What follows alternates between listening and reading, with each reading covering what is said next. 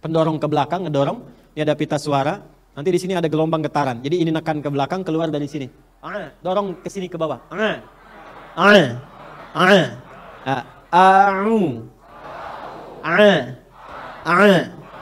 Kalau yang ini A, kalau yang sini A. Yang ini apa? Yang ini?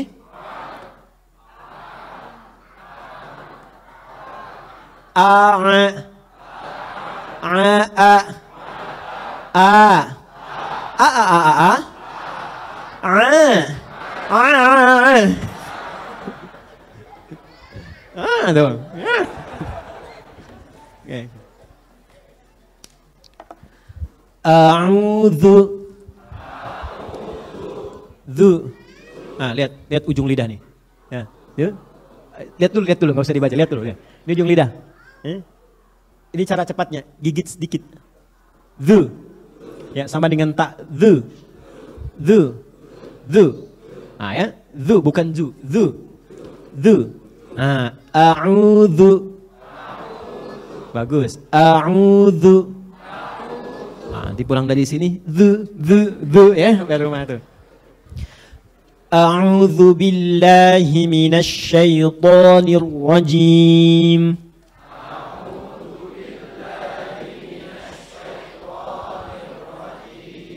Sya. Sini, tengah lidah nih. Sya. Syaitan. Baik. A'udzu billahi minasy syaithanir rajim.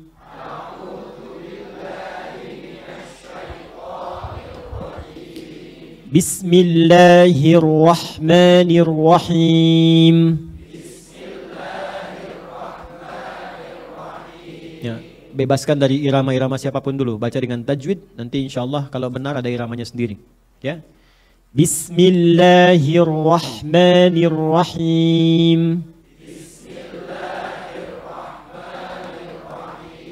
Baik, ha.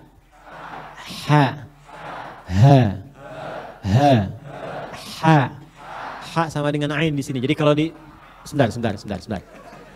Kalau dipegang ini nanti ada getaran. Ha. Ada nggak getarannya? Ha. Nah, tengah ya. Baik.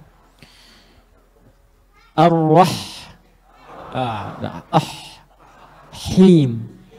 Bismillahi. Di sini hi agak tebal, hi.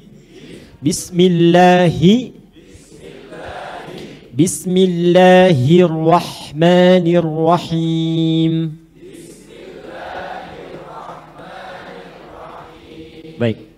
Ingat ain ya, ingat ain. Amma yatasaalun.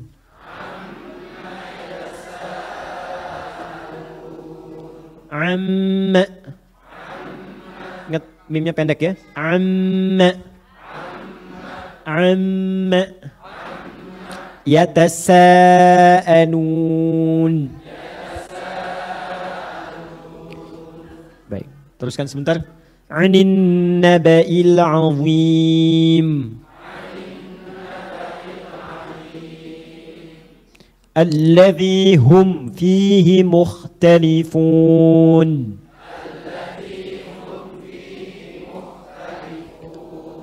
Enggak kayak ngorok, enggak. Moh di dalam moh. Bukan kho gitu enggak. Ya, bukan kho, muh tidak.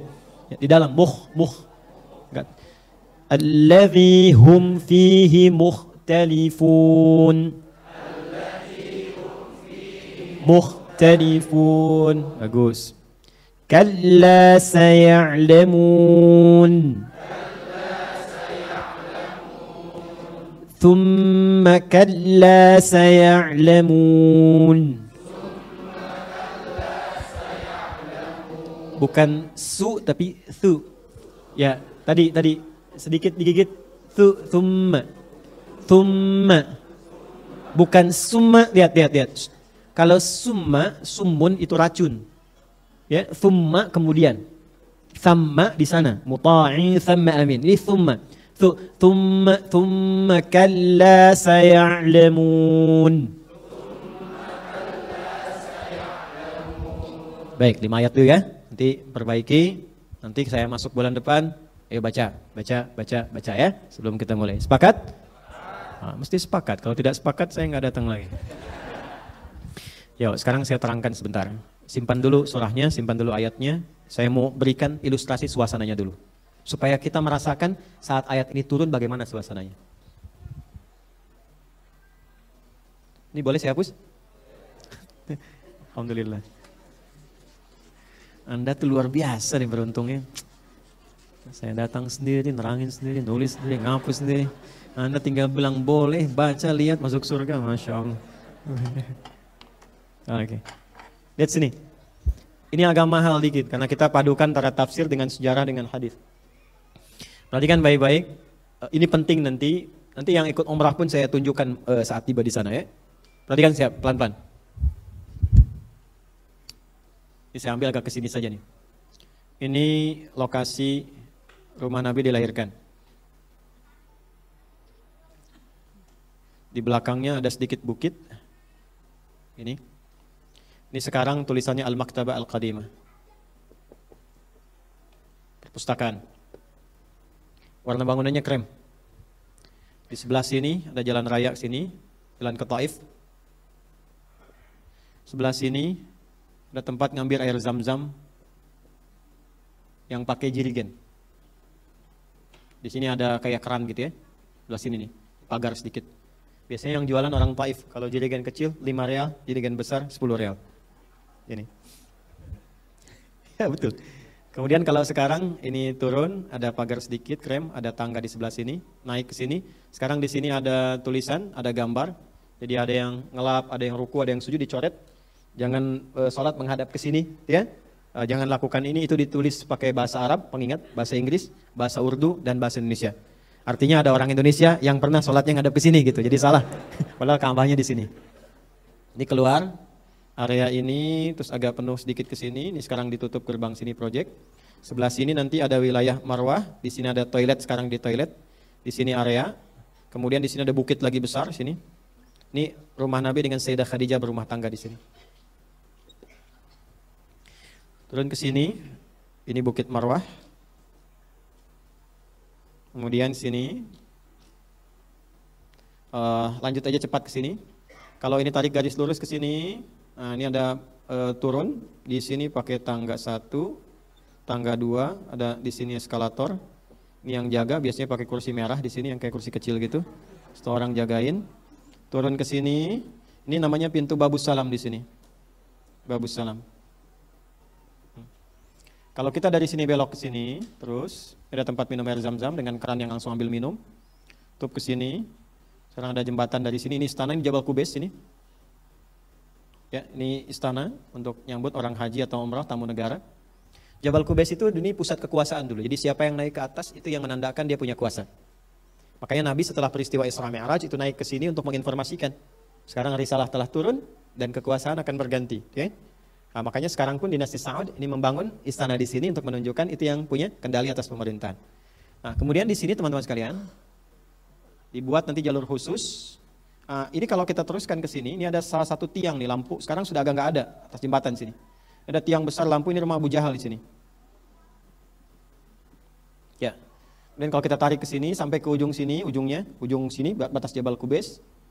Ini ada security di sini. Ada CCTV ke sini satu. Ini ada kipas angin di sini. Dari sini sampai ke sini jumlah kipas anginnya 35. Saya udah hitung betul.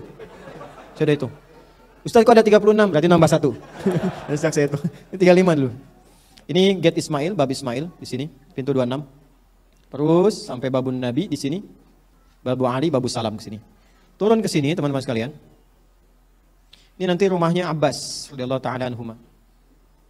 Sampai tadi garis lurus ke sini, rumah Abbas di belakang samping pintu sini nanti ada Bukit Sofa. Sini rumahnya Arqam bin Abi Arqam dan tempat ta'lim Nabi dengan 40 orang pertama yang pertama masuk Islam. Disebut dengan As-Sabiqun Al-Awwalun. Terbayang suasananya? Terbayang ya? Baik. Bayangin aja dulu ya, sebentar ya. Terus kalau udah nyampe sana insya Allah lebih kelihatan. Gak cukup dengan amin, nabung. Ini jalan raya. Jalan ke sana, ke arah Mahbas Jin terus ke sana, langsung terowongan. Nanti ke sana ini akan jadi semacam apartemen tuh. Yang desainnya langsung ke arah haram. Ya, Jadi dibangun langsung ke sini. Untuk saat ini masih jalan raya. Di sini ada toilet dan tempat area wudhu. Kemudian langsung ke arah sininya Hotel Sofwa. Langsung nyambung dengan Grand Zamzam. Ada jam gadang Arab, dia yang besar. Grand Zamzam. Nah ini setelah Grand Zamzam ke sini, ini kalau tarik pintu masuk ke sini ada pintu gate King Abdul Aziz. Ke sini ada jalan dipisahkan. Terus ada Hotel Hilton di sini. Yang warna krem. Lokasi ini rumahnya Abu Bakar As-Siddiq radhiyallahu ta'ala anhu. Jadi kalau Anda ke sini, jalan, terus ada eskalator naik ke atas, ada musalla masuk pintu kecil. Nah itu rumahnya Abu Bakar di situ. Kalau ke sebelah sini ada jualan sejadah Turki murah tapi bagus. Ini yang ini sini. Depan ini persis keluar. Ada toilet juga di sini. Kipas angin. Nah yang keduanya yang di sini, kipas angin kedua yang di sini. Nih. Nah inilah parlemennya Arab Quraisy di jahiliyah. Lokasinya di sini. Kayak DPR-nya gitu, tempat kumpul, merencanakan. Pokoknya Abu Jahal, Abu Lahab, Abu itu kumpul di sini nih. Termasuk rencana embargo terhadap Nabi 3 tahun di sini direncanakan. Pembunuhan terhadap Nabi juga sebelum hijrah, ya. Kan nanti Nabi itu direncanakan akan dibunuh dan disewa 100 pasukan khusus dengan pedang terhunus. Di dalam sejarah disebutkan kalau lalat lewat pun itu ketahuan. Nah, nanti Anda bisa ilustrasikan rapatnya di sini, eksekusinya kan ke sini. Ya. Nah, nanti itu yang menarik. Perginya kemana Nabi dan situasinya bagaimana, bab sejarah. Makanya seru kelihatannya. Jadi kita nggak cuma mendengar begini, Nabi menerima wahyu di Gua Hiro. Gua Hiro itu di mana, Joni? Gua Hiro itu ke sini tuh. Jaraknya hampir 7 kilo, melewatin 5 bukit. Jadi kalau menerima wahyu, jadi ke sini lewat bukit ini, turun lagi, naik lagi, lewat lagi. Dan belum tentu jalannya lapang seketika. Saya pernah naik itu, sampai ke atas. Jadi 7 kilo dari sini kurang lebih, ya 5-7 kilo lah, naik lagi 700 meter. Sampai puncaknya turun lagi sedikit, baru masuk ke guanya. Dan kenapa itu yang dipilih? Ternyata salah satu desainnya adalah desain guanya semua batunya menghadap ke arah Ka'bah. Langsung menghadap ke arah kiblat dan dari atas bisa meneropong keadaan masyarakat Mekah bagaimana pada masa itu. Ini contoh lompatannya. Nah, yang mau saya katakan begini, ketika Nabi diangkat ya oleh Allah Subhanahu wa taala menjadi nabi, menjadi rasul, kan turun ayat-ayat Quran kan? Tentang kenabian beliau, tentang peristiwa kiamat, tentang Quran dan sebagainya. Nah, itu menjadi perbincangan hangat. Sehingga informasi yang dibawa oleh Nabi itu, yang dirasakan baru oleh mereka, itu mereka kemudian perdebatkan. Ada yang percaya, ada yang tidak. Berdebat mereka. Yang percaya itu, karena sifat Nabi dari dulu amin, al-amin. Ya, Nabi itu orang terpercaya, Bapak Ibu, ya, Bapak Ibu sekalian. Itu selevel Abu Jahal, Abu Lahab, itu sepakat menyebut Nabi itu al-amin. Bahkan Abu Lahab itu menitipkan hartanya pada Nabi SAW untuk dijaga. Ya. Abu Jahal itu kenapa sangat dendam pada Nabi, walaupun dia yakin itu percaya, tapi nggak mau nolak terus, karena ada 2 kejadian spesifik. Kejadian pertama saat latihan gulat olahraga kalah oleh Nabi, malu di situ. Kejadian kedua, Abu Jahal melamar Sayyidah Khadijah, ditolak Sayyidah Khadijah, Nabi Muhammad malah dimintakan Sayyidah Khadijah melamar beliau. Disitulah ada dendam berkesudahan karena tertolak cintanya. Hanya hati-hati nih kalau Anda mau lamar calon, lihat dulu nih, pernah ada yang patah hati enggak tuh dari situ tuh. Nah itu bercanda ya. Lihat sini ya. Jelas sampai sini? Yang mau saya katakan ketika ayat turun tentang kenabian Nabi. Ya. Ketika ayat turun tentang yaumul ba'tsi, kebangkitan. Ketika ayat turun tentang keistimewaan Al-Qur'an. Masyarakat terbagi, terbelah. Ya. Jadi ada yang meyakini Muhammad itu pasti benar. Karena orangnya al-amin. Gak pernah ada track record berbuat salah. Gak pernah berkhianat, gak pernah mabuk, gak pernah zina. Pokoknya terjaga baik aja. Jadi beliau itu sudah dibentuk oleh Allah dengan karakteristik yang sempurna sehingga tidak ada satu pun celah untuk mencelaknya. Misal, mau dicela karena keluarganya gak bisa. Karena beliau dari keturunan yang sangat terhormat. Bani Hashim paling terhormat. Quraisy, suku yang paling hebat. Ya. Nasabnya sempurna, nggak ada celaknya. Ya sempurna, jadi dicela di nasab nggak ada. Ya kan kadang-kadang orang sekarang bilang kamu siapa? Ya keturunan siapa? Keluarga mana kamu? Gitu kan? Ya bahasa kekiniannya. Nabi itu nggak bisa karena kalau dicela suku yang paling bagus, Quraisy. Ya nasabnya nasab yang paling jelas, nggak bisa dicela dari sudut manapun. Jujurnya orang paling jujur, baiknya orang paling baik. Harta kaya, Nabi itu kaya, jangan dikira tidak kaya, kaya. Karena keturunan dari keturunan yang kaya. Ya apalagi istrinya ya istri orang paling kaya pada saat itu. Jadi nggak bisa disoal dari sudut manapun. Karena itu semua sepakat sebetulnya yang tidak suka Nabi pun bukan karena meragukan atau menentang ajarannya. Tapi lebih karena iri saja, karena takut kedudukannya bisa tersingkir dengan keadaan Nabi Shallallahu Alaihi Wasallam. Nah, karena itulah orang-orang yang mengetahui latar belakang Nabi itu sempurna, mereka membenarkan Nabi Shallallahu Alaihi Wasallam dengan segala yang dibawanya.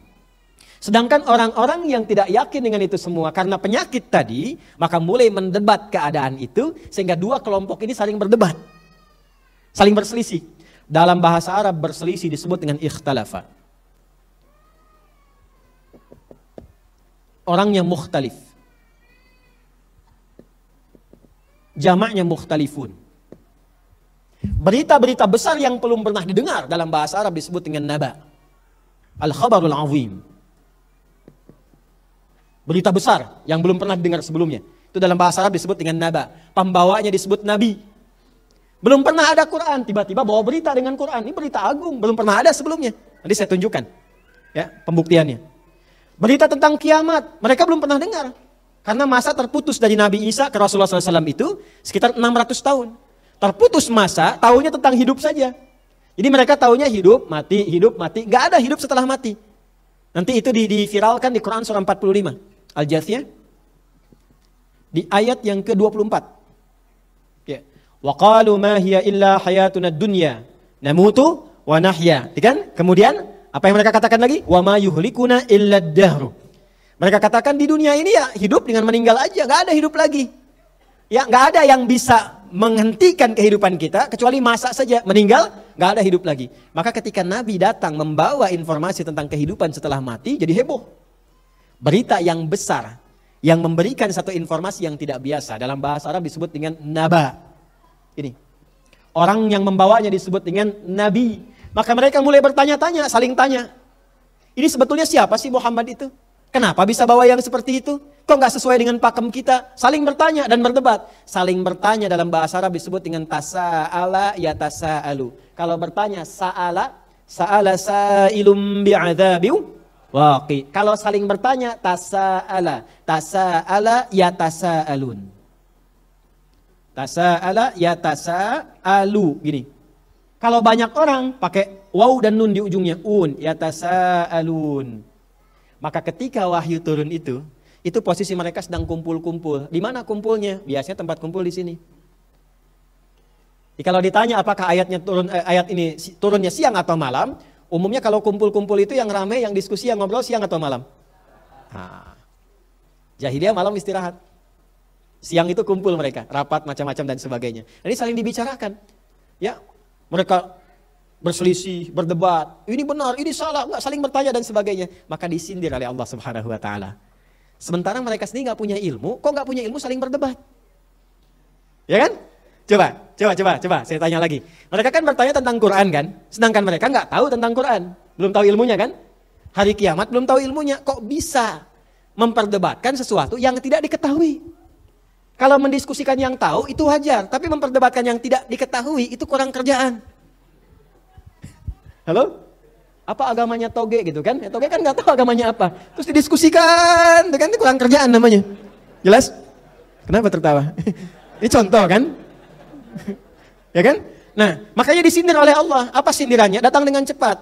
Begitu mereka saling bertanya. Ingat tadi saling bertanya bahasa Arabnya apa? Yatasa'alun. Maka disindir oleh Allah. Amma yatasa'alun. Jelas? Mereka ngapain sih? Saling bertanya, debat satu sama lain padahal nggak pada tahu ilmunya. Ya, nggak tahu ilmunya itu nanti ada di Al-Jasiyah ayat 24 itu. Inhum illa yadhunnun. Ya, wa ma lahum bidzalika min ilmin inhum illa yadhunnun. Mereka tuh nggak pada punya ilmu tapi malah pada debat. Padahal saling menduga-duga aja katanya kan. Makanya ketika turun An-Naba, berita yang sangat agung, Allah ingin menjelaskan. Nih esensi berita besar itu begini. Kalau kalian ingin diskusi, belajar dulu, pahami dulu. Jangan sampai mendebatkan sesuatu yang tidak ada esensinya. Kalau bahasa kitanya, kalian ngobrolin apa sih yang gak penting begitu? Amma yatasa'alun. Jadi pelajaran pertama ingin memberikan kesan kepada kita bahwa saat wahyu pertama diturunkan, masyarakat merespon itu dengan saling menduga-duga dan bertanya-tanya. Lalu Allah meluruskan, kalau ingin bertanya-tanya, ingin membahas, ingin berdiskusi, berdiskusilah pada aspek yang telah diketahui, minimal ada bekal ilmu untuk mendiskusikannya. Maka bagian yang pertama sebelum kita bahas, sebelum saya bacakan tafsirnya, pesan moral yang kita tangkap yang pertama, jangan sampai kita mendebatkan sesuatu yang tidak penting, yang tidak ada ujungnya. Apalagi yang tidak ada dasar pengetahuannya. Maka dalam istilah diskusi pun dikenal dengan debat kusir kan ya? Ya, karena kusir pun tidak pernah berdebat. Jelas sampai sini? Ya, maka kalau ingin diskusi, diskusi yang produktif. Jangan sesuatu yang nggak penting ditulis, diekspos, dibikin status, tapi nggak ada gunanya. Halo? Ya kan? Maka umat Islam tidak begitu karakteristiknya, apalagi insan beriman. Insan beriman hanya mengerjakan segala sesuatu yang bermanfaat saja. Paham sampai sini? Baik. Amma yatasa'adun. Ya, tentang apa mereka saling bertanya itu? Maka Allah kemudian menginformasikan pada Nabi Muhammad SAW dalam kondisi belum tentu Nabi mengetahuinya secara luas. Ya, wahyu turun aja kan? Kan yang dibincangkan di sekitaran kita nggak tahu kan? Nah, kalau kita mendekat kepada Allah, ini pesan moral yang kedua. Allah akan memberikan bimbingan kepada kita untuk merasakan kondisi di sekitaran kita. Anda mengerjakan sesuatu, atau Anda punya aset baru.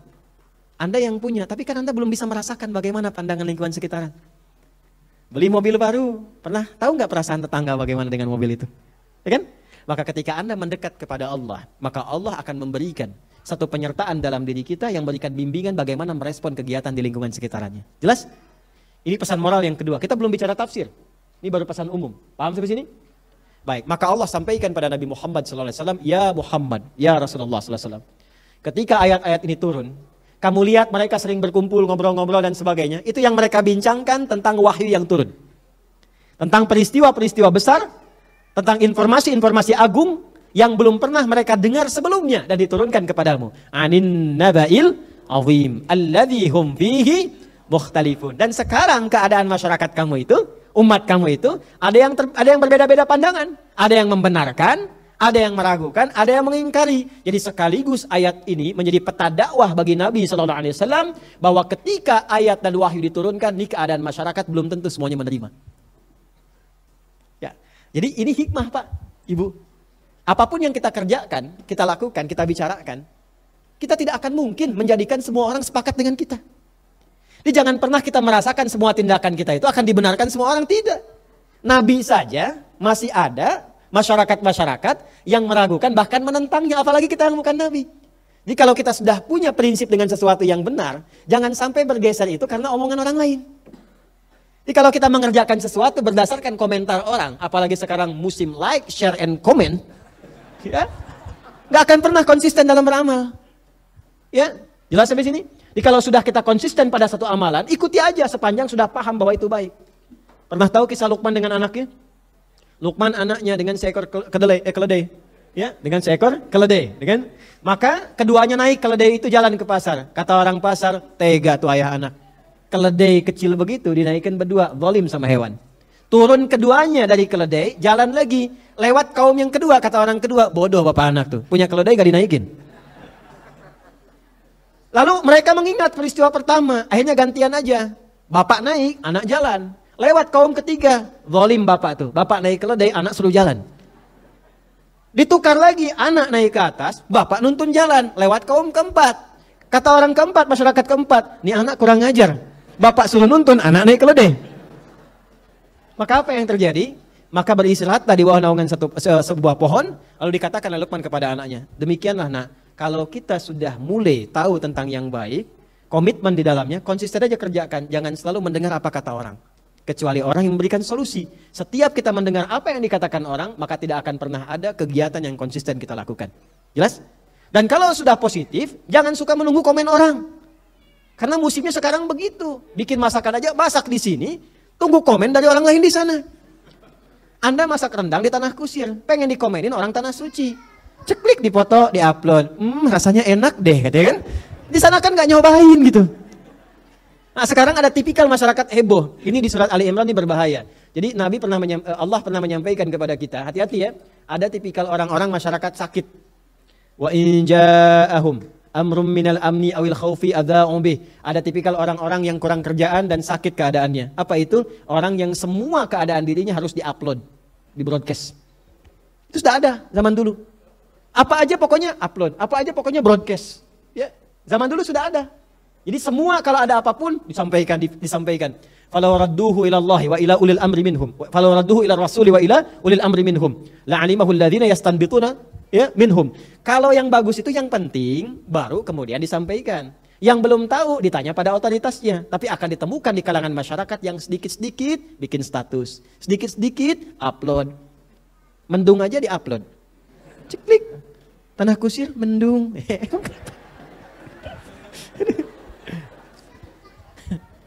Aduh, ya Allah. Di sini hujan gerimis. Bagaimana menurut sahabat-sahabat sekalian? Gerimisnya gerimis gitu kan?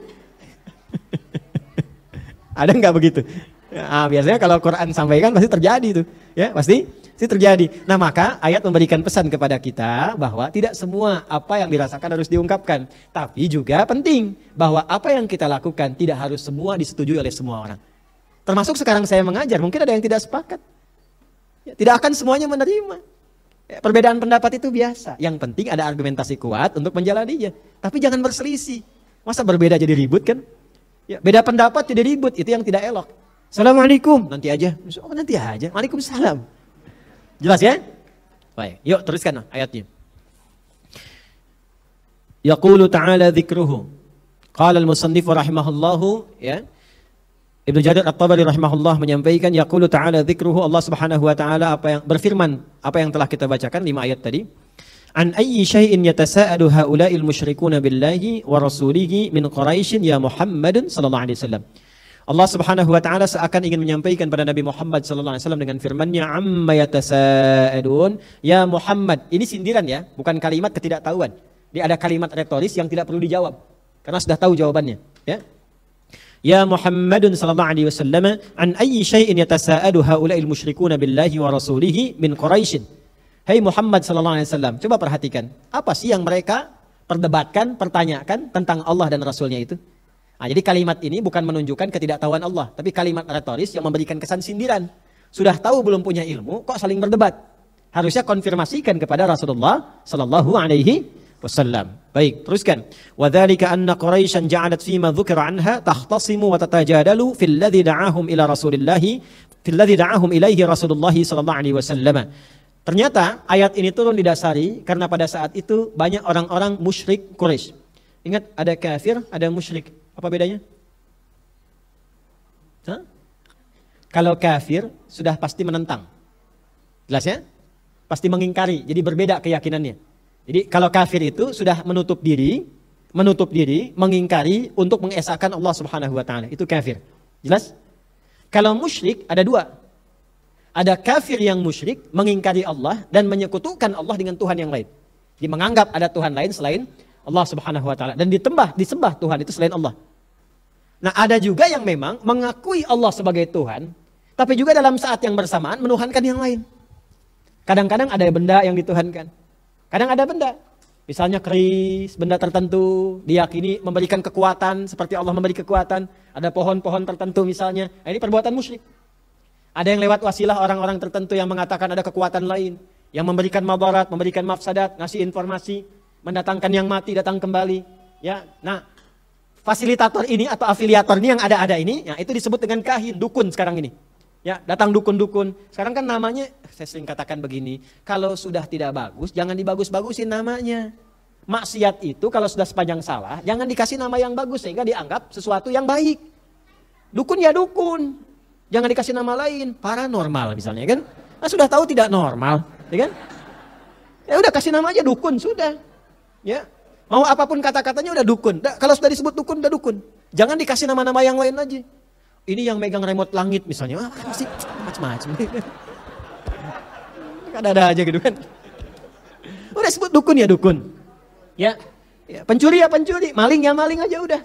Ya, jangan dikasih nama-nama yang koruptor, udah aja pencuri, perampok, selesai. Sehingga dengan kesan yang jelek itu, kata-kata yang tegas itu, dia akan enggan untuk berbuat yang demikian. Karena statusnya akan dibawa. Ya. Ini kadang-kadang dibagus-bagusin. Perempuan keluyuran ya laki-laki malam hari, kupu-kupu malam. Kupu-kupu aja nggak begitu. Ya. Laki-lakinya disebut buaya darat nih. Buaya aja nggak begitu. Ya. Jelas ya? Nah, jadi kalau ada yang berbuat yang tidak baik, tempatkan sesuai dengan tempatnya saja. Paham sampai sini? Nah, musyrik di sini teman-teman sekalian, musyrik itu bisa berlaku bagi orang yang ingkar sekaligus ya, dan menuhankan selain Allah, itu kafir dan musyrik. Ada yang memang mengatakan beriman tapi musyrik, maka ini dosa besar yang sangat luar biasa, yang bisa menggugurkan seluruh amal soleh yang telah dikerjakan. Awas ya, jadi misalnya ada yang haji nih, misal saja. Ada yang umrah, ada yang puasa, sholat, tapi saat yang bersamaan dia datangi dukun, dia mempercayai ada keyakinan lain, kekuatan selain dari Allah, maka ketika perbuatan musyrik itu terjadi dan tidak taubat sebelum meninggal dunia, maka berpotensi tidak mendapat ampunan Allah dan tidak berguna semua amal yang telah dikerjakan sebelumnya. Itu yang dimaksud Quran surah An-Nisa itu di ayat ke-48 ya, dengan yang ayat 116 itu. Innallaha la yaghfiru ay yushraka bihi wa yaghfiru ma duna dzalika liman yasha. Allah akan berkenan mengampuni semua dosa-dosa yang lain selain dosa syirik. Awas ya, selain dosa syirik. Pelakunya disebut apa? Musyrik. Sepanjang dia musyrik selama hidup tidak bertobat. Ingat, tidak bertobat. Kalau bertobat, meninggalkan perbuatannya, terampuni dosanya. Tidak terancam dengan ayat itu lagi. Di cara memahami ayatnya, bukan tidak diampuni selama hidup, bukan. Kalau dia tidak bertobat, maka wafatnya dalam keadaan su'ul khatimah, dan tidak akan pernah berpotensi mendapatkan ampunan Allah saat kembali kepada Allah di akhirat. Tapi kalau dia sempat bertobat, memperbaiki hidupnya, berpotensi dan berpeluang mendapatkan ampunan Allah Subhanahu wa taala. Jelas sampai sini? Baik. Nah, maka di sini kenapa disebutkan kalimatnya musyrik, bukan kafir? Pada umumnya karena Allah ingin menekankan di sini tentang perbuatan orang-orang kafir Quraisy yang memang menjadikan berhala-berhala yang banyak sebagai Tuhan selain Allah Subhanahu wa taala. Seakan-akan memberi kesan kepada umat Islam tuh begini, "Hei, jangan sampai terjadi, kamu memang tidak kafir. Kamu mengatakan Tuhanmu Allah, tapi kamu melakukan perbuatan seperti orang Quraisy dulu lakukan, menuhankan Tuhan-Tuhan lain selain Allah, mengatakan dirinya muslim, mengatakan dirinya beriman, tapi ternyata menduakan Allah dengan meyakini ada kekuatan-kekuatan yang sebanding dengan Allah di luar Allah Subhanahu wa taala." Jelas sampai sini? Baik. Teruskan. Minal iqrar bi nubuwwatihi wat tasdiq bima jaa bihi min 'indillahi wal iman bil ba'thi faqala Allahu li nabiyhi fima yatasaalu haula'il qaum wa yakhtasimun wa fi hadzal mawdi' bi ma'nan wahid. Lalu direspon oleh Allah Subhanahu wa taala, kenapa sih mereka harus berdebat, berdiskusi pada sesuatu yang tidak mereka ketahui, yaitu tentang kenabian Muhammad sallallahu alaihi wasallam, tentang turunnya Al-Qur'an, juga tentang kebangkitan setelah kematian. Sekarang kita masuk pada detailnya. Saya kira saya akan ambil kurang lebih 5-10 menit saja dan kita berhenti dulu pada titik ini untuk mendetailkan. Perhatikan baik-baik. Bapak Ibu sekalian, tadi berita besar disebut apa? Naba kan? Makanya suratnya disebut surat apa? An-Naba. Nanti semua infonya sampai ayat ke-40 itu berita besar semua. Ya, kalau berita besar itu kan artinya yang belum pernah kita dengar sebelumnya kan? Yang tidak biasa kan? Baik, Bapak Ibu sekalian, maaf ya, informasi surga tentang surga secara utuh pernah kita dengar? Belum ya? Jadi kalau ada informasi tentang surga secara utuh berita besar bukan? Suasana ketika hisab, ya pernah kita dengar belum? Kalau disampaikan berita itu secara detail berita besar bukan? Nah, maka nanti di surat An-Naba ini sampai ayat ke-40 isinya berita besar semua. Bagaimana berbaris saat hari kiamat, bagaimana kita semua diam tidak bicara, bagaimana tentang surga, bagaimana tentang gunung-gunung itu berfungsi dan sebagainya. Itu semua berita agung. Karena itu suratnya disebut dengan surah An-Naba, karena dari ayat 1 sampai ayat 40 isinya berita besar semua. Pembawa berita besar, pembawa Naba, tadi disebut dengan apa? Nabi kan? Baik, ketika Rasulullah SAW, Muhammad SAW diangkat menjadi Nabi, maka proses pengangkatannya dengan turunnya ketetapan dari Allah berupa ayat-ayat Al-Quran. Sedangkan Quran itu ketika diturunkan dan diinfokan oleh Nabi kepada masyarakat Quraisy, itu kalimatnya tidak biasa mereka dengar. Tapi mereka takjub. Ini bukan syair, tapi kok kalimatnya begitu indah. Melebihi syair dan tidak seperti formulasi syair. Jadi orang Arab itu dulu sampai sekarang, itu di antara keunggulannya, mereka sangat mudah sekali membuat syair. Dan indah. Indah sekali. Jadi bisa kalimatnya misalnya i semua. A semua. Dan itu punya rumusnya, ada formulasinya. Disebut bahar namanya. Bahar. Ada 16 formulasi membuat syair. 16 bahar. Misal pakai rumus tawil misalnya ya. Tawilun lahudunal bukhuri fadailu fa'ulun mafa'ilu. Kifa nabki min zikra habibin wa manzili bisaqtuli wa bainad dakhuli fahawmali. Imra'il Qais lewat di sebuah lembah yang melihat ada seorang yang termenung, anak muda yang putus cinta baru ditolak. Kejadian 150 sebelum Nabi dilahirkan. 150 sebelum Nabi lahir. Ya, 150 sebelum Nabi, 150 tahun sebelum Nabi lahir. Di zaman jahiliyah, Imre el-Qais, seorang pangeran pujangga lewat di lembah, ada anak muda sedang termenung karena baru ditolak cintanya, menghadap kemudian ke gunung-gunung termenung, seakan-akan dunia hancur dan seisinya. Lewat beliau langsung bisa bikin syair. Ifa nabki min dzikra habibin mamanzili bisaqti liwa baina dakhuli fa haumali. Hei, yang sedang termenung di liwa baina dakhuli fa haumali, antara haumal, ya, dakhul dan haumal. Hei anak muda yang sedang termenung di sisi lembah itu, yang baru ditolak cintanya. Hei, perempuan itu bukan satu, banyak yang bisa engkau kejar, maka lupakan, move on dari yang ini, kejar yang lain. Baru lihat bikin syair. Ada yang rumus rajas, mustaf'ilun, mustaf'ilun, mustaf'ilun, mustaf'ilun, mustaf'ilun, mustaf'ilun, sautus safiril bulbuli, hayyaja qalbi sabili qalbi, ya, sautus safiril bulbuli, hayyaja qalbi thamili, al-ma'u wa zahrum ma'a zahri lahdhul muqali, fa anta ya sayyidali wa sayyidi wa maulali, fa kam tayammuni ghazailun uqayqali, qataftuhu min waddatin min fili hadzal rajuli, fa qala la la la faqad ghada muharwili, wa wal walad ya wailali. Ya, fakultu la tuwal wili, qataftuhum min bidnatin wa fil la tuwal wili, tabuli, semua. Itu Imre el-Qais cuman lihat burung bulbul lompat-lompat di dahan bikin syair seperti itu. Pakai rajas rumusnya. Nabi pulang dari perang Tabuk ingin disambut, maka bikin syair menggunakan metode madid. Mufa'alatun mufa'alatun fa'ilatun mufa'alatun mufa'alatun fa'ilatun tala'al badru alaina min thaniyatil wada' wajabash syukru alaina mada'a lillahi da. Itu rumusnya madid. Mereka udah biasa begitu. Makanya ketika Quran turun, itu ujungnya bisa sama gitu. Tapi nggak ada formulasi seperti itu. Wadduha wallaili idza ma wadda'aka rabbuka wa ma walal akhiratu khairul laka minal semua tuh. Tapi dicek-cek sama Nabi Az-Zibyani sama yang lainnya, itu nggak ada rumus syair di situ. Nggak ada formulasinya dari 16 rumus itu. Ini bukan syair. Karena disebut dengan syair harus ada 4 syarat. Di antara syaratnya ada irama musik. Quran ada irama, tapi bukan irama musik. Makanya Quran itu suara yang ketika firman Allah yang ketika dibacakan ada iramanya, tapi tidak bisa disebut musik. Karena itu musik definisinya suara yang bernada berirama selain Quran dan azan. Ingat ya, suara atau nada yang mengandung irama selain Quran dan azan. Contoh gini nih.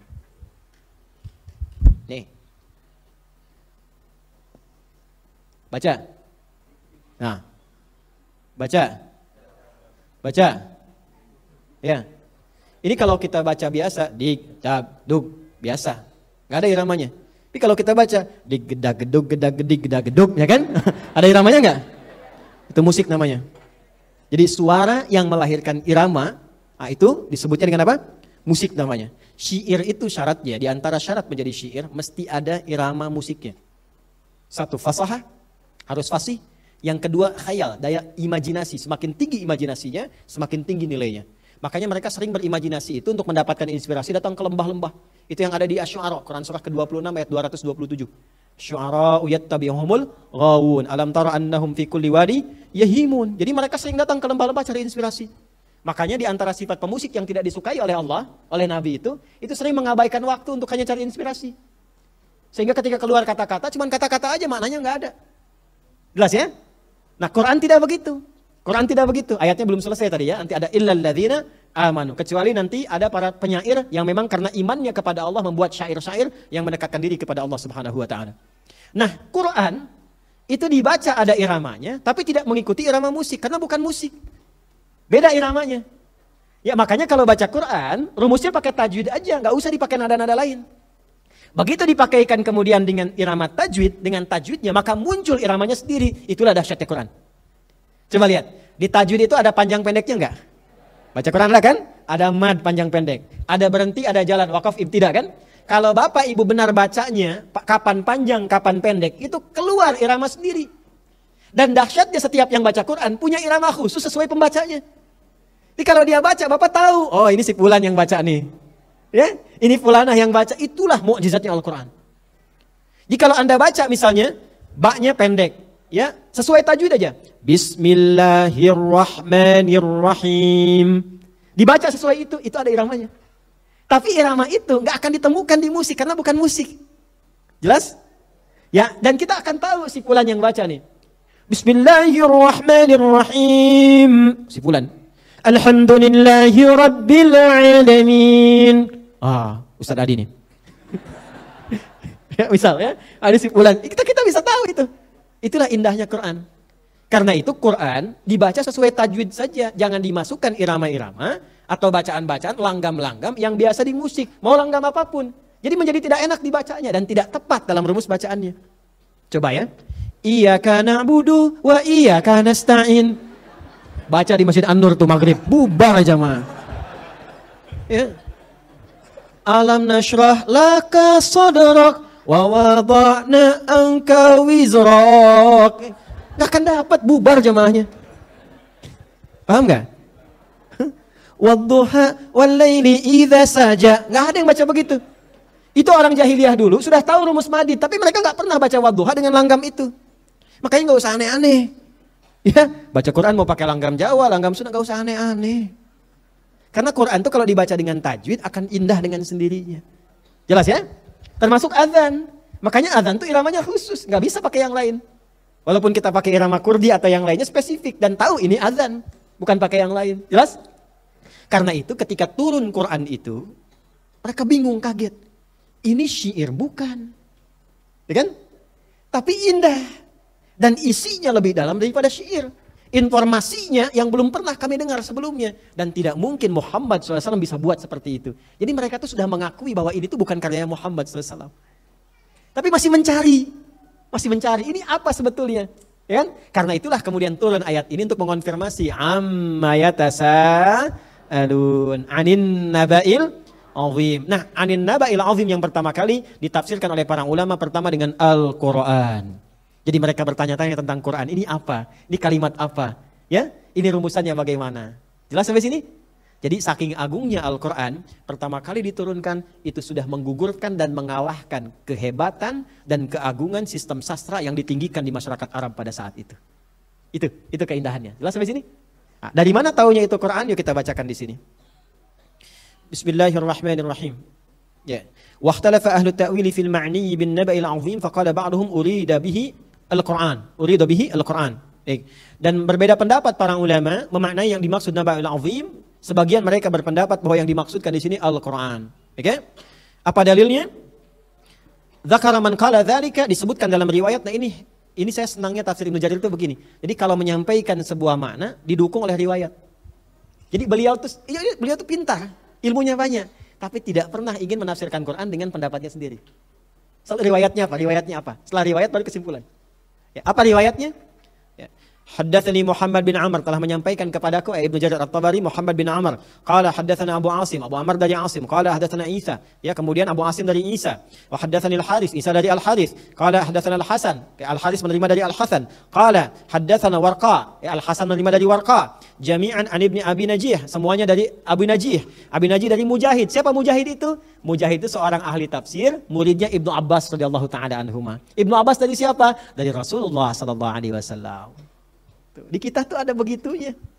Jadi kalau dapat info dari siapa? Si fulan sampai ke sumber utamanya. Itu yang utama tuh di Islam seperti itu. Apa maknanya? Fi qaulillahi ta'ala 'anin naba'il 'azim, bahwa yang dimaksud firman Allah Subhanahu wa taala 'anin naba'il 'azim, yang dimaksud qala Al-Qur'an. Pertama adalah Al-Qur'an. Jadi ketika Quran diturunkan pada Rasulullah sallallahu alaihi wasallam itu heboh. Masyarakat Mekah yang mengatakan yang paling hebat syairnya, yang paling pandai bikin syair, yang paling hebat susunannya, ternyata ditaklukkan oleh Al-Quran dengan satu ayat turun saja. Bahkan kadang dengan 2 huruf turun saja. Ibu tahu, Bapak Ibu Umar bin Khattab, tahu kan ya? Saya tidak katakan kenal, tahu kan? Ya kan? Kerasnya luar biasa kan?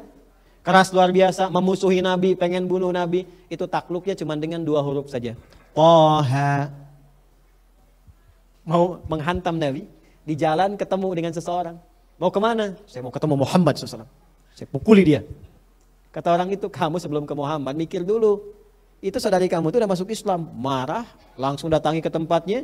Begitu mau masuk, dengar ayat dibacakan satu aja. Toha, bergetar jiwanya.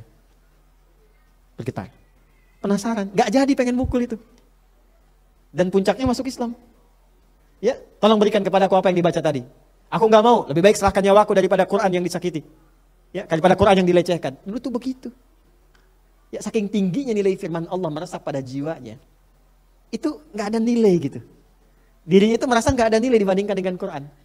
Karena merasakan bagaimana Quran bisa merubah hidupnya. Lebih baik engkau sakiti aku daripada engkau lecehkan Quran. Tidak, aku berjanji tidak akan melecehkannya. Bersihkan dulu dirimu katanya. Masya Allah, bersihkan dulu dirimu. Baru kemudian dibaca. Begitu baca, Thaha, bergetar, keluar air mata, masuk Islam. Itu Umar sekeras-kerasnya baca Thaha, masuk Islam, jadi orang yang hebat kemudian hari. Anda dikasih Yasin sampai tamat, kenapa sih gak berubah-ubah? Udah Al-Kahf kasih Yasin gak berubah-ubah gitu kan? Nah, berarti ada yang tidak sempurna kesungguhan kita dalam berislam. Diperbaiki itu, ya? Diperbaiki. Maka itu yang pertama adalah tentang Al-Quran. Kita ambil sampai di situ dulu. Maka kalau sudah disampaikan bahwa Quran ini termasuk naba'il azim, sesuatu yang dahsyat, yang agung, yang luar biasa, maka kita harus sambut ada apa sih balik Quran itu maksudnya. Jadi kalau orang dulu sampai penasaran dijaga-jaga Qurannya, kan gak mungkin punya sikap menjaga demikian. Mempertaruhkan dirinya demi Quran. Gak mungkin kalau tidak ada yang istimewa di Quran. Nah tugas kita temukan itu.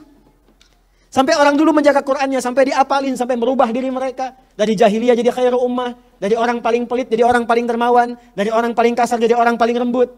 Itu merubah dirinya mereka semua. Sehingga mereka merasakan bahwa Quran itu luar biasa. Sampai semua orang menghafalkannya, semua orang menjaganya. Coba lihat sekarang. Saya sedih kalau lihat mushaf itu tiba-tiba berdebu. Ya kan? Dianggap biasa. Itu disebutnya naba'il azim. Sampai orang Quraisy pun yang ahli sastra, itu kagum, kaget, dan tercengang dengan Quran. Masa kita yang gak bisa bahasa Arab, gak punya respon demikian? Maka dari sekarang, coba pelajari apa keutamaan Quran. Apa keindahan Quran. Minimal, coba deh, luangkan waktu setiap hari dengan membacanya. Pasti akan terasa dampak keindahannya. Jelas sampai sini? Baik, kita tidak akan temukan apa keindahan-keindahan yang lain sebelum kita meneruskan bacaan-bacaan dan maknanya. Insya Allah kita lanjutkan di pertemuan berikutnya. Ada apa sih sebetulnya di isi Quran itu sampai harus kita pertahankan dengan segenap jiwa dan raga kita dan kita jaga sampai berpulang kepada Allah Subhanahu wa taala. Ada apa di balik itu? Ada jawabannya di bulan yang akan datang insya Allah. Baik, izinkan saya menyampaikan pengumuman sebelum saya tutup.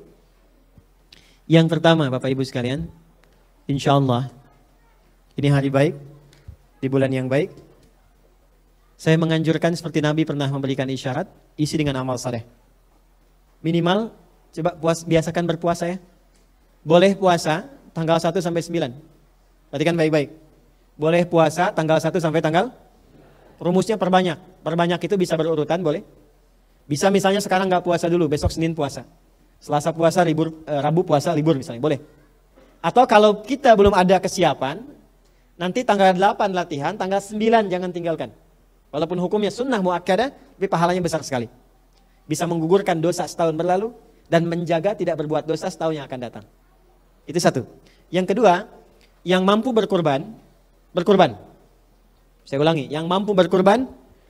Kalau sudah siap kurban, dan sudah ada hewannya, sudah diniatkan, maka mohon jangan potong dulu kuku dan rambut yang melekat di tubuh sampai hewan kurbannya disembelih. Jelas ya? Jangan potong dulu kuku dan rambut yang melekat di tubuh sampai hewan kurbannya disembelih. Jelas sampai sini? Baik, karena masa-masa itu adalah masa-masa pendekatan dengan Allah dan perkenan Allah mengampuni dosa orang ini sehingga diharapkan terampuni dosa sebelum bagian tubuhnya terlepas dari dirinya. Jelas? Baik. Yang ketiga, sempatkan diri untuk bisa memaksimalkan sholat Idul Adha pada waktunya. 10 Dzulhijjah. Ajak anak, ajak keluarga dan sebagainya. Dan ini momentum terbaik untuk menguatkan kehidupan berkeluarga. Karena hikmah Idul Adha itu bukan hanya kurbannya yang membangun kedekatan dengan Allah. Tapi hikmah terbaik untuk membangun kembali kehidupan keluarga yang harmonis. Jadi sekarang saatnya berevaluasi. Yang ada retak-retak di rumah tangga, dengan anak dan sebagainya, dengan orang tua, perbaiki sekarang. Karena janji Allah memberikan isyarat, kalau benar Idul Adha-nya bertakbir tanggal 10 nanti, maka bukan hanya kita yang didekatkan dengan Allah dalam kurban, tapi juga diberikan rahmat pada kehidupan berkeluarga sehingga dijaga mendapatkan rahmat Allah sekeluarga. Ya? Baik, yang terakhir Bapak Ibu sekalian, insya Allah tahun depan Masjid Pesantren selesai. Insya Allah, Masjid Mira. Yang ikut program Mira, pesantren yang online itu, nanti akan dimulai. Ya, ta'lim di sana, ya nanti undangan. 100 orang, nanti bisa di sana, kita siapkan juga tempat untuk tinggal. Gratis, ya. Karena kita bangunkan wakaf, itu pesantren kita semua. Ya saya tidak memiliki apapun itu, dari tanahnya, dari suratnya, saya cuma numpang ngajar, nyiapkan kadar, saya meninggal diteruskan. Insya Allah jariahnya jalan terus itu. Ya, dan kita nikmati bersama nanti ya, nggak ada bayar-bayar nanti ya. Termasuk santrinya pun paling daftar aja. Daftar ada infak, selebihnya saya usahakan gratis terus sampai selesai. Sampai S3, insya Allah. Ya doakan aja ya, doakan bisa. Kita bangun sama-sama. Nanti akan belajar sesuai kurikulum. Nginap, merasakan, istirahat di sana. Ya selama 3 hari, nanti gantian. Nanti akan belajar terkurikulum sesuai dengan paket-paket pembelajarannya insya Allah. Disiapkan, karena itu mari kita bangun sama-sama. Insya Allah masjid jadi tahun depan. Kita akhir bulan ini kita ada groundbreaking. Mudah-mudahan setelah selesai, kita akan buka pendaftaran untuk 40 orang santri putra dulu. Dan itu khusus untuk membentuk ulama saja, tidak yang lain. Ya, dan diterimanya hafal Quran 30 juz dulu. Ya, hanya untuk 40 orang. Karena saya akan didik langsung. Sampai dengan selesai S3. Ya, kita sudah menjalin komunikasi dengan Arab Saudi, dengan Al-Azhar, dengan Sudan, dengan Turki. Juga satu lagi ada Jordan ya. Insya Allah mudah-mudahan alumninya bisa belajar ke sana, bisa kembali lagi. Terima kasih, mudah-mudahan diberkahi oleh Allah Subhanahu wa taala dan diterima amal ibadah kita oleh Allah sebagai ibadah yang diikhlaskan hanya kepadanya. Allahumma taqabbal minna innaka antas sami'ul alim wa tub 'alaina innaka antat tawwabur rahim. Allahumma nahmaduka hamdan syakirin kama 'allamtana wa nashkuruka syukran kama 'allamtana an nashkuraka antal muqaddim antal muakhir bi yadikal khair innaka 'ala kulli syai'in qadir. Allahumma ij'alna min ahli al-Qur'an waj'alil Qur'ana sahiban lana fid dunya wa syafi'an lana fil akhirati ya arhamar rahimin. Ya Allah, jadikan kami termasuk ahli Al-Qur'an. Jadikan Al-Quran sebagai sahabat kami di dunia, syafaat bagi kami di akhirat kelak ya arhamar rahimin. Nuran lana fil qubur wa nuran lana ya Allah fil uqul wa fis suluki ya arhamar rahimin. Jadikan Quran sebagai cahaya berkehidupan, cahaya akal kami, cahaya perilaku kami dan cahaya bagi kami di alam kubur kami ya arhamar rahimin. Allahumma ja'alna bin muhibbi sayyidina Muhammad sallallahu alaihi wasallam wa atba'ihi salihin was salihat. Ya Allah, jadikan kami umat Nabi Muhammad sallallahu alaihi wasallam yang saleh, yang salihah sebagai pecinta beliau Rasulullah sallallahu alaihi wasallam. Alhiqna ma'ahum alladhina amta alaihim min nabiyyina was الصديقين والشهداء والصالحين وحسن أولئك رفيقا. ربنا آتنا في الدنيا حسنة وفي الآخرة حسنة وقنا عذاب النار. وصلى الله على سيدنا محمد وعلى آله وصحبه أجمعين. وآخر دعوانا سبحانك اللهم وبحمدك نشهد أن لا إله إلا أنت نستغفرك ونتوب إليك والحمد لله رب العالمين. السلام عليكم ورحمة الله وبركاته.